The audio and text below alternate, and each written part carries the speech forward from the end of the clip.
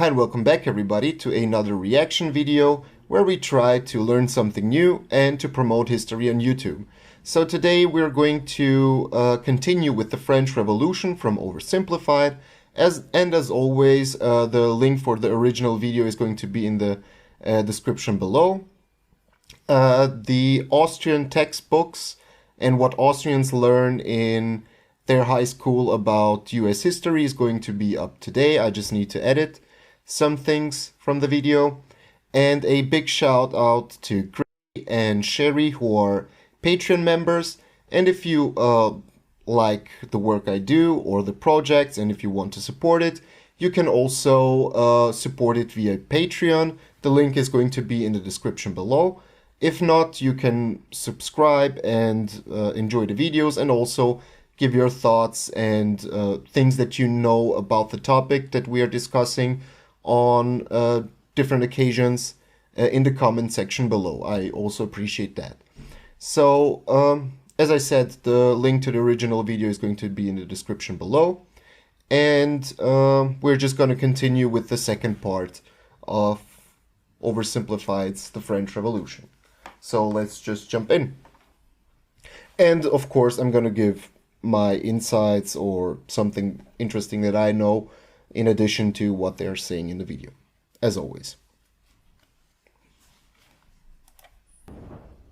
King Louis and his family were now in the Tuileries Palace in Paris, where for the next couple of years, he watched as the revolutionary government began to strip away his power. And fearing for his safety, he had to stay on their good side. Hey, look who it is. It's my favorite revolutionaries. Yep, I'm your #1 fan. What can I do for you? Hey, King Louis, so we've made a few decisions. First, all of your friends in the nobility are gonna have to pay taxes the same as everyone else.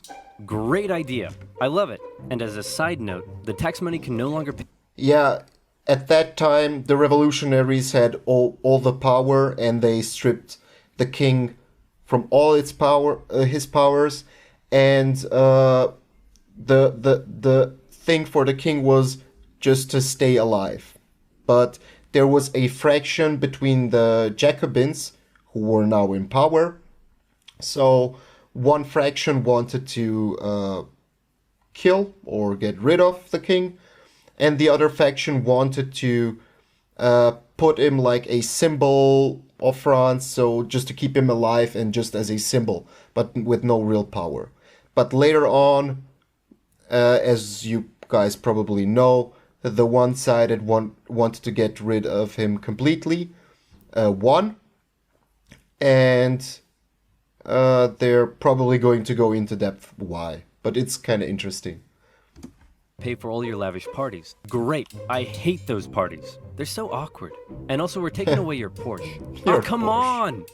I mean, yay. The king continually found demand after demand being made of him to prove his support for the revolution. On one occasion, a mob would invade the palace and demand he wear the revolutionary bonnet. This is the face of a man who is definitely pretending he wants to wear that bonnet. Now around here, I want to mention that one thing King Louis had a problem with was people constantly raiding his palace. But one thing he didn't have a problem with was raiding noobs on this video's sponsor, Raid Shadow Legends. Raid Shadow Legends is a brand new collection RPG game with amazing 3D graphics, an awesome storyline, and giant boss fights, all free to play on your phone. There's over 400 champions for you to collect and customize, and crazy battles and events that will get you hooked immediately. You can find me in the game under the nickname OverSimplified, and if you're quick enough and cool enough, you can join my clan. Go to the video description, click on the special links, and you will instantly get 50,000 silver and a free epic champion as part of the new player program to start your journey. Good luck, and I'll see you there. Now where was I? Oh yeah. Seeing the situation rapidly turning against him, the king decided it might be a good idea to leave France and mount a campaign to retake his country from abroad. Luckily for him, he was married to an Austrian. So on the night of June 20th, 1791, the king and his family disguised themselves as servants and attempted to flee to the Austrian Netherlands. The royal carriage made a stop in the town of Varennes. Yeah, as we said, like the Netherlands and Spain and parts of Italy were under the influence or direct reign from the Habsburg monarchy, so the Austrians, and that was the quickest way to escape France. And as I told you in the last video, it sounds harsh, but if you take the context into account, like if the king is alive, and if a king has heirs, so sons and daughters, they can always force to reclaim the throne, and they would also try to flee the country and then convince others, so other powers, to intervene in their own country, like Louis wanted to other countries to intervene in France.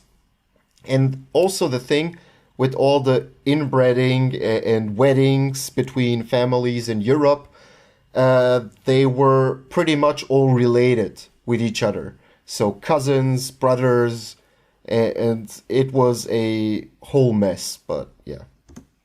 And the postmaster there was like, "Hey guys, what's up? Where are you off to? We are but a collection of inconspicuous servants heading for the border for no particular reason at all." Nah. Say, you, the fat one, you look kind of familiar. Aren't you the king? Nope. Let me see your passport. It says here you're the king's King passport. Louis the 16th. Nope, not me.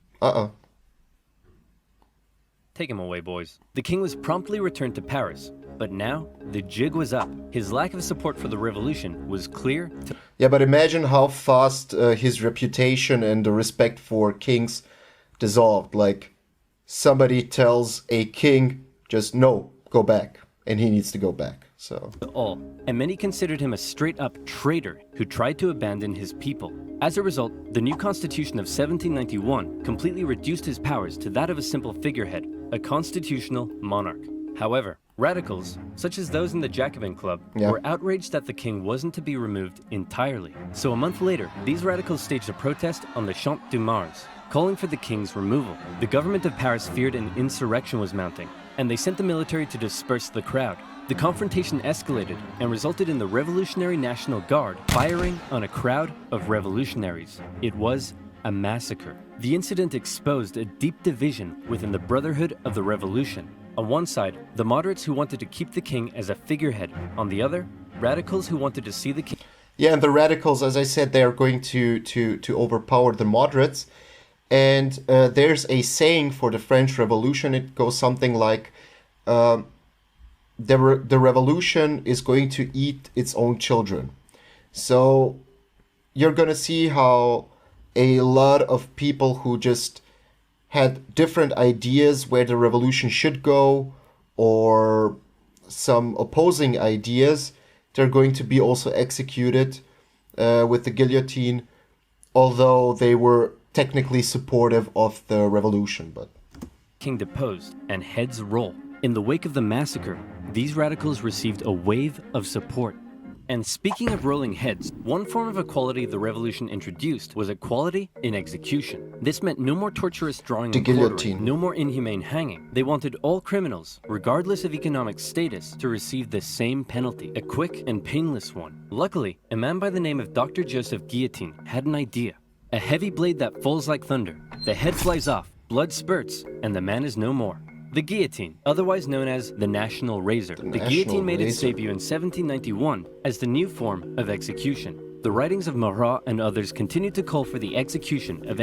Yeah, the guillotine is actually pretty interesting because, they wanted to make the death penalty equal, because at that time the death penalty was made always different for different classes of people.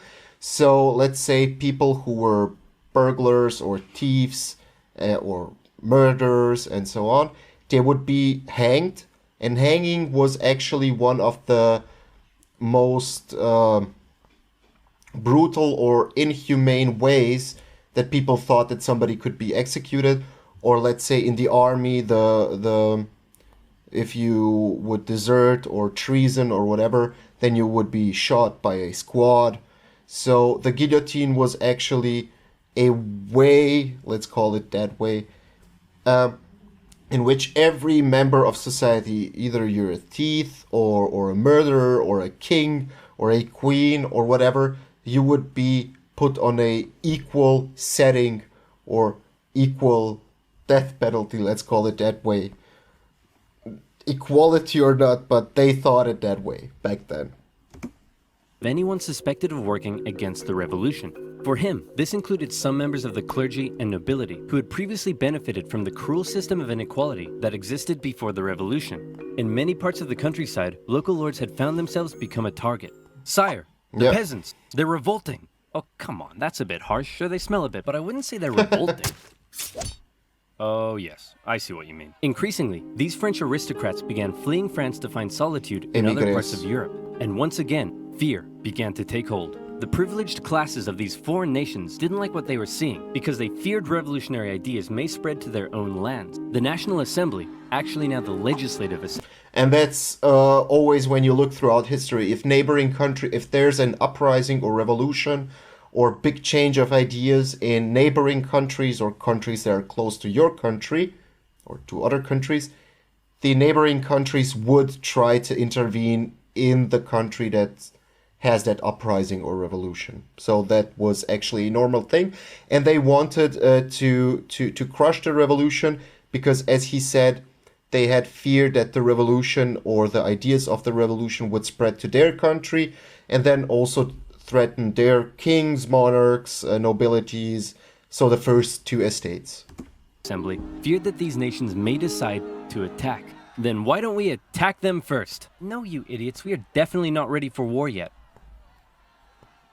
Did somebody say something? France declared war on Austria in April 1792 and immediately got pummeled. It also didn't help that Austria's ally, Prussia, joined in the fighting. The Prussian Duke of Brunswick Prussia was a big player warning back the revolutionaries that if anything happened to the king, he would burn Paris to the ground. The Duke's letter proved to be a massive success in inspiring the people of Paris to do the exact opposite of what he intended. They were enraged by the threat, and on the 10th of August 1792, the tension in the city exploded, and a mob stormed the king's palace. Fighting broke out between the revolutionaries and the king's Swiss guard, with casualties in the hundreds. King Louis fled and took refuge in the chamber of the Legislative Assembly, where Robespierre and his radical Jacobins were gaining ever more power. Given the developing situation, the chamber decided to hold a vote, and in what some considered to be a second revolution, it was decided to suspend the monarchy entirely. King Louis XVI was now just plain old Louis, and he was sent to a prison cell where an eye could be kept on him. A month later, the newly established National Convention officially declared the French Republic, and society underwent a massive change. Enlightened ideas of democracy and equality were being implemented, but very quickly, these ideas seemed to become secondary to fear, paranoia, and a thirst for blood. The new republic began working to violently remove any semblance of the old royalist regime. The church became a prime target. Priests who refused to take an oath to the revolution were deported or arrested. A new state-sponsored atheistic religion named the Cult of Reason was created as a replacement for the Catholic Church. Notre Dame, along with many other churches, had their religious treasures destroyed and were converted to temples of reason. Even the Christian calendar didn't survive, as a brand new revolutionary calendar was soon introduced. Yeah, always when a big shift happens in society and people were really are displeased with the system that existed, before that, people would try to eliminate all the symbols and all the reminiscence of the old culture or state or whatever. That's always the same way, like with when Christianity went through Europe, so they wanted to eliminate all the pagan rituals. With the French Republic here. So it's always practically the same way throughout history. Hey, honey, I'm home. Sometimes it was harsher, sometimes what's wrong with you? You easier. Forgot. Forgot what? Everything. This entire year. My birthday was on the 3rd of Germinal. Our anniversary was the 12th of Thermidor. Yeah, the and calendar was that crazy. In Frimaire, we'd go on a romantic weekend trip to Venice. No, I said we'd do that in December. December hasn't been a thing for years. The government of Paris, now under the control of the radical sans-culottes, began rounding up suspected enemies of the revolution and sending them to prison in the thousands. Naturally, a large number of those arrested were members of the clergy and aristocracy.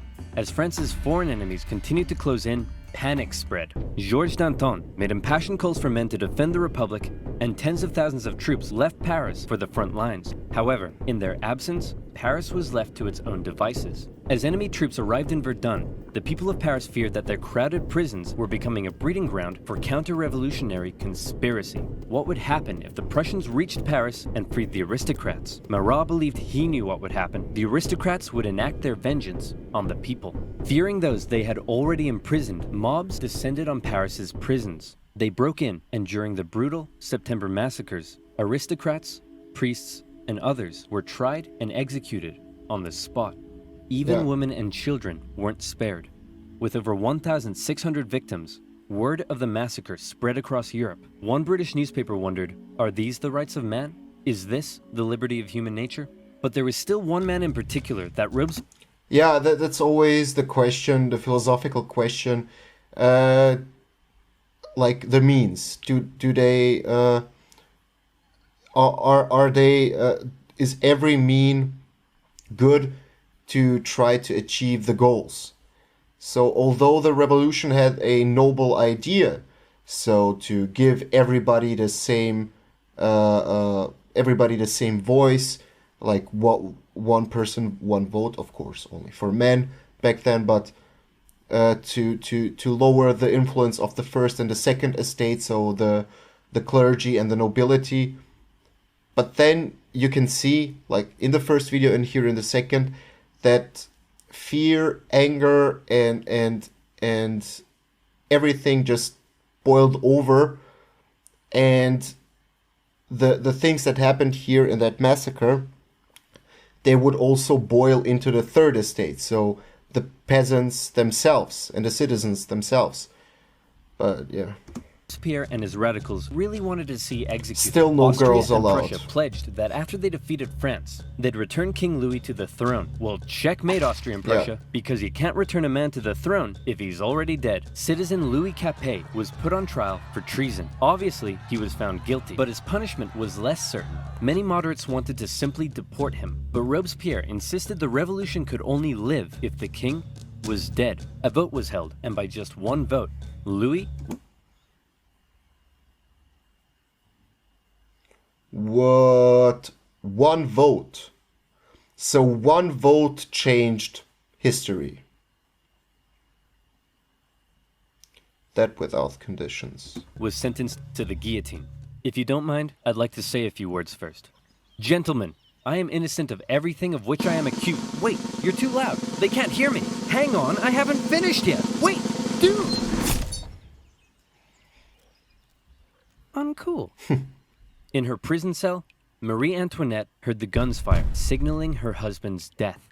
Before long, she would meet the same fate. Back on the war front, France defied all expectations and actually managed to push the enemy back. But then more countries joined the coalition against France, and it all went to pot again. What do?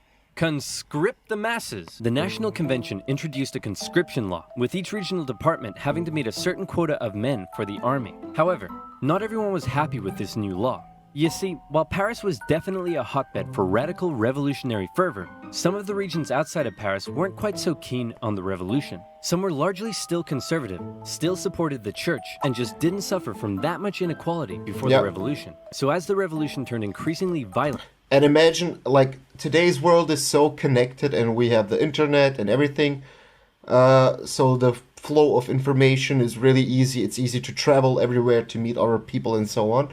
But back then, when you were a peasant in the countryside, you were practically locked to that one place. You didn't move that much in your life. You didn't see other countries. So imagine yourself like a 18th century religious person who just wants to farm his land. And then somebody comes to you and says, no, you need to go and fight Prussians. And you're like, who are Prussians? I don't know. Like, I support the revolution maybe and everything, but why should I fight the Prussians? So in that mindset, back then in the 18th century, it's kind of logical that some people would rebel against the prescriptions or whatever the word is. and anti-Christian, many were outraged. Now, they were being conscripted to fight for the new republic they hated. That was the last straw. Counter-revolutionary uprisings erupted in a number of regions across France. Some would last for years, such as in the northwest, where a large-scale uprising was led by the Owls. Why were they called the Owls? Because their leader was named Jean Owl. Why was he called Jean Owl? Possibly because he could do a really good impression of an owl. Really? That's what we're going with? Owls? Just because this guy can do an impression of one? Hit him with it, Jean. Hoot, hoot. Yeah, okay, that's pretty good. The Chouannerie uprising lasted all the way until 1800. In the summer of 1793, the southern city of Toulon invited the British Navy over for some tea and crumpets. And then they asked if they'd possibly like to stay and occupy the city. Being an important naval base, this was a heavy blow to the Republic, who sent a relatively unknown young captain by the name of Napoleon Bonaparte to help stage the siege of the city. Toulon was recaptured by France in the winter, and for his service, Napoleon was promoted to the rank of Brigadier General. The most infamous... Napoleon's career is very interesting because he actually started in Corsica. That's a island between Italy and France. Today it's French territory above Sardinia, which is Italian territory. But he started there and he fought, he found himself in a three-way match between royalists, Corsic nationalists, and revolutionaries, but he actually supported the Jacobin regime, so the new government, and he proved actually to be a really good commander, and he was actually very known for his ability to use artillery efficiently. So that's kind of his early stages, and of course the siege, which prompted him to prominence. Counter-revolution, in however, the army occurred and in the Vendée public region. Throughout 1793, revolutionary forces clashed with the region's Catholic and Royal Army. The Republic defeated the counter-revolution through cruel pacification. In particular, General Jean-Baptiste Carrier committed brutal atrocities. In one instance, he had thousands of civilians, priests, women, and children tied to ships, which were then sunk. Carrier would later be found guilty of war crimes and executed. Back in Paris, the government was still dominated by moderates. With the war going badly, revolts in the provinces, and the economy getting worse, it seemed the government just wasn't doing a very good job. Radicals' fear for the safety of the revolution intensified, and Marat even began calling for the moderates in the government to be executed. In return, the moderates called for the arrest of Marat. This led to a chain of events with the two sides in heated conflict. Robespierre declared the Jacobins to be an insurrection and called on the people to arm themselves. It all ended on the 31st of May 1793 with the National Convention surrounded by radical sans-culottes and 29 moderate Girondin politicians arrested. From this moment on, the moderates ceased to be a political force. Robespierre and his radicals would be in almost total control of the government. And this brings us to the story. And now comes the crazy part with Robespierre. You saw how brutal he was, so he wanted to just eliminate everybody who opposed him. But now, as the radicals and Robespierre took over, it's gonna go even crazier. Story of a woman named Charlotte Corday. Charlotte lived in the northwest city of Caen, and like many in the area, was horrified at the rapid radicalization and increasing violence of the revolution. And the man she blamed more than anyone was Jean-Paul Marat. She wanted to bring peace back to France, and so she did something drastic. She traveled to Paris and told Marat she had a list of enemies for him to publish in his paper. Marat eagerly invited her in for a meeting. So where's that list of enemies you promised me? Here it is. Wait a minute. This isn't a list of enemies. It just says, yippee-ki-yay, mother... And just like that, yeah, this Marat picture is was no more. known Charlotte was quickly arrested worldwide and sent to the guillotine. Her dream of restoring peace, however, died with her. Marat became a martyr. In temples of reason, symbols of the dead Marat became the new crucifix. In death, he became an even more powerful inspiration for the extreme levels of violence that were about to rip throughout the new republic. Yep. And that's right, here comes the Reign of Terror. If you thought this revolution already sounds pretty violent, well, you ain't seen nothing yet, son. The radicals were now in control, and they believed not only was France surrounded by foreign enemies, but that within the masses, there were also plenty of internal ones too. Individuals not loyal to the revolution, conspiring to bring about its downfall. That's actually what always happens in history. If you have a dictatorship or a regime that's not democratic, they will always, or also in some democratic instances, but they will always try to find enemies outside of the border and also inside of the border to mobilize the people and to get people behind them. So everybody who opposes the new government is seen as an enemy of the cause, of you, of the people, and that's what actually leads to every time to a bloodbath. Because then neighbors are forced to snitch on neighbors, snitches get stitches, and people will also abuse the power, like in as we talked once in Yugoslavia when Josip Broz Tito established the camp, the education camp called Jotok, to get all the Stalinists up there. Some people abused that thing and just wanted to get rid of a neighbor or somebody who they wanted to take his land and so on. So a lot of innocent people actually went into the camp just because somebody had something against them. So human nature, technically. Robespierre and the rest of the radical faction were having none of it. A new committee of public safety was established with 12 members. Its purpose was to protect the new French Republic from its enemies, and it basically became a 12-man dictatorship with Robespierre as its leading voice. The Revolutionary Tribunal was also reinstated, a special court created to streamline the process of trying suspected enemies and handing out their death sentences. With these two new institutions, Robespierre wanted to scare France's enemies straight. In September 1793, it was announced that terror would be the order of the day. In other words, fear had become official government policy. And from then onwards, we enter into the period known as the Reign of Terror. Spies and secret police were everywhere and watched the people closely. France's public had to be extremely careful what they said and how they behaved. Obviously, criticizing this new system, or the government, would quickly have you sent off to the guillotine. But that's not all. Even the most minor offense could have you tried before the Revolutionary Tribunal. Hello, Citizen Martin. Hello, Monsieur Dubois.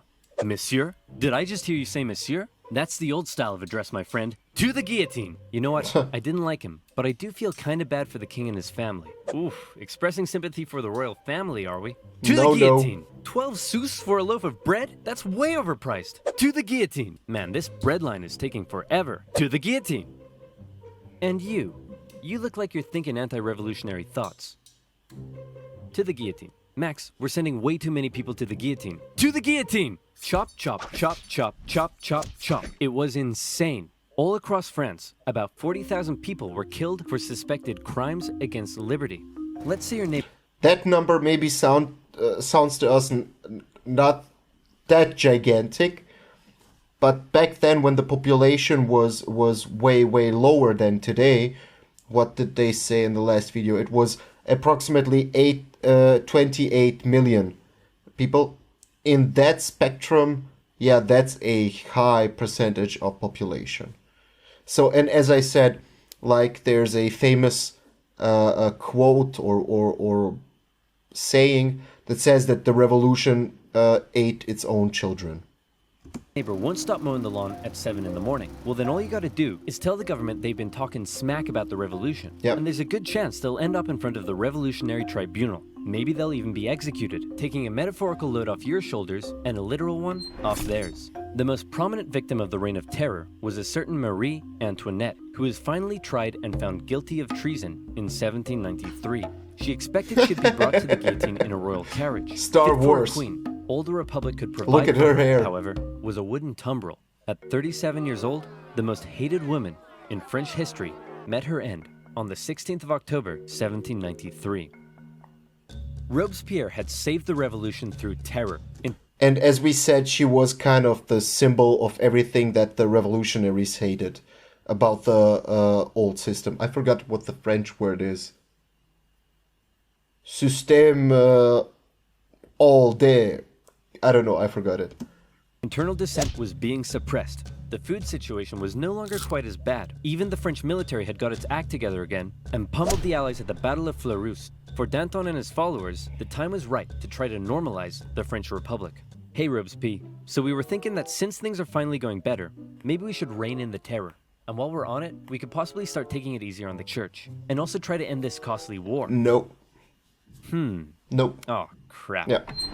As time went on, Robespierre seemed to go, for lack of a better term, insane. Mental. He was hell-bent on creating what he called a republic of virtue, and for him, this meant amping up the bloodshed even more. Throughout the spring and summer of 1794, executions reached an unprecedented level during a period known as the Great Terror. Even those closest to him found their way to the guillotine if they dared oppose his ideas and actions, and he began alienating himself from the rest of the convention. He created a new deistic religion called the Cult of the Supreme Being, along with the new annual Festival of the Supreme Being. Man, I think Robespierre is really starting to lose it. He thinks he's a god or something. Nonsense. Sure, he's gone a little extreme, but he doesn't think he's a god. My children, bathe your immortal souls in the virtue of my republic. Okay, yeah, he's completely lost it. Robespierre's ultimate mistake, however, came on July 26th, when he made a speech to the National Convention, in which he said this: I have in my hand a brand new list of enemies to be sent to the guillotine, and many of you are on this list, but I'm not going to tell you who yet. What do you think of that? I think we should send Robespierre to the guillotine first. All in favor? Oh, no. 2 days later, Robespierre became the final victim of the monstrous terror and paranoia he had created. Many historical accounts of the revolution end here with the death of Robespierre and his terror. But the revolution officially continued for another 5 years, until 1799. So what happened between now and then? Well, after the fall of Robespierre, a more moderate political group called the Thermidorians took control of the convention. They wanted to restore stability to the government. Now, Robespierre's allies and other radicals who had fueled the terror themselves became the target of political suppression. Bourgeois street fighters took on the radical sans-culottes in the streets during a period named the White Terror. In 1795... Always in history, when you hear the white something, so the White Terror or the white militia, that's always a thing with which you would describe either a more moderate wing of the country or somebody who supported either a monarchy or a royalist or just a moderate, like in this case. And let's say also the in the Russian Revolution you had the White Army and the Red Army. So the red for the radicals and the white for the ones who wanted to for the country not to be communist and to keep the royals in power. 5. The Thermidorians drafted so a new always constitution white and created something a government called the Directory, with the purpose of preventing power from being able to fall into the hands of a single individual again. As this new government was being established, royalists who wanted to bring the monarchy back to France saw this moment as an opportunity to strike. They staged an insurrection in Paris and battled with the National Guard in the Napoleon, streets. Luckily, again. one Napoleon Bonaparte happened to be in Paris at the time, and he took control of the situation, firing on the crowd and putting down the insurrection. From this moment on, the people of Paris would never again be able to stage a popular uprising and lost their control over the revolution. For his actions, Napoleon became a general and was sent to take control of the French armies in Italy. The new Directory remained a fairly ineffective government for the remainder of the revolution. It was plagued with corruption and struggled to keep the economy afloat, and as a result, wasn't very popular. For the people of France, with the strict social customs of both royalist France and the terror gone, they didn't really know what to do with themselves. Men no longer removed their hats when talking to women. Different classes began intermingling, and a publication began circulating that looked a lot like a modern dating app.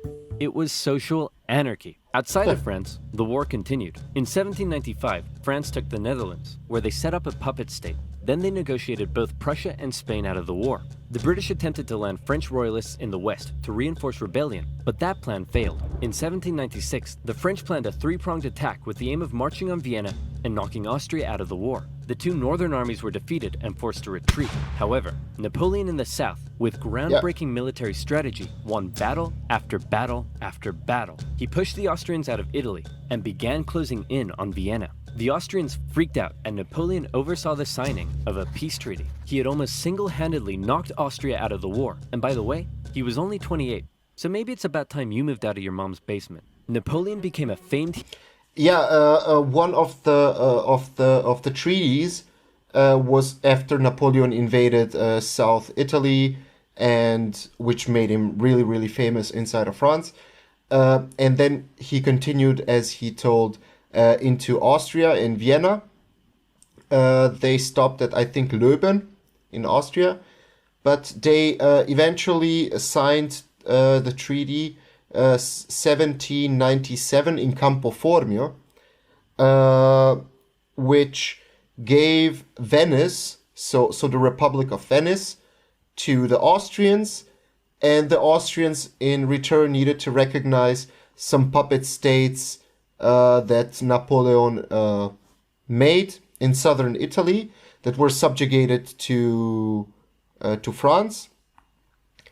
And of course he the thing with the Napoleonic Wars later on and so on, you can see how he like reinvented countries and republics and borders and everything. So he would give crazy names to, I don't know, Switzerland and parts of Austria, parts of Germany.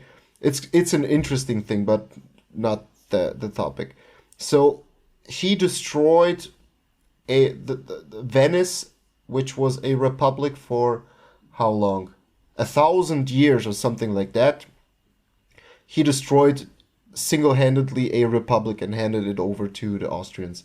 And by then he was acknowledged as a military genius inside of France, and he already quickly rose to power later on, where he became the hero among dictator. The French people, but his aspirations were still higher. He briefly went off to Egypt and discovered a bunch of gnarly Egyptian stuff, but then the British destroyed his fleet and trapped his forces. Say, Napoleon, sir, you're not going to leave us here stuck in Egypt and return to France, are you? Nonsense, my boy. I would never dream of abandoning my loyal soldiers. Wow, what's that over there? On his return to Paris, Napoleon found himself to be extremely popular, and the government extremely unpopular, and he started getting some power-hungry ideas. Conveniently, a politician named Emmanuel Joseph Sieyès approached Napoleon and said, "Hey man, since you're so popular, do you want to help me stage a coup?" "Great idea. Let's stage a coup, and then I'll coup you." What? Napoleon, with the help of his politician brother, entered the government chamber, possibly got punched in the face, and finally his troops intimidated the council to dissolve the government and create a new constitution that basically made Napoleon a dictator. So there you have it, the French Revolution, born with the great promise of liberty and equality. The common people dared challenge an oppressive system that had existed for centuries. But before they knew it, they found liberty sidelined by terror, equality that possibly didn't quite hit the mark, and an absolute monarchy replaced by an absolute dictator. Napoleon began stabilizing French society. He restored the Catholic Church and got rid of that crazy calendar, among other things. But he remained ever ambitious. He was France's first consul, but he slept soundly at night dreaming of being something even bigger. Napoleon's expansionist aspirations, combined with the ongoing conflict in Europe, would eventually lead the continent into a huge conflict known today as Napoleonic Wars. Yeah. Okay. So I hoped you enjoyed it. There's a lot of stuff to talk about, especially Napoleon, because in Europe he's a controversial figure.